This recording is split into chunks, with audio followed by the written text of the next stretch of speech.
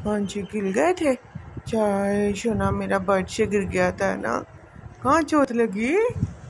कहाँ लगी? ये देखें जी, किसकी ना जो गाल है ना वो रेड हो रही है। सारा दिन ऐसे ये घूमता है बेड पे, अब रो रहा है।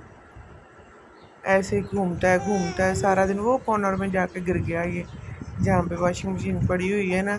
ऐसे ही घूमता घूमता गया, वहाँ पे गिर गया। इसको चोट लगी है, चुप करवाने की कोशिश कर रहे हैं इसे। ऐसे ही जाता है, घूमता है और जाके नीचे गिर गया। इतना हमारा दिल दुखा, इतना ये रोया। बड़ी मुश्किल से इसे हमने ना चुप करवाया। ओए चुप कर जाओ। अभी कुछ फ्रेश मूड में लग रहा है, अभी कुछ फ्रेश हुआ है ये।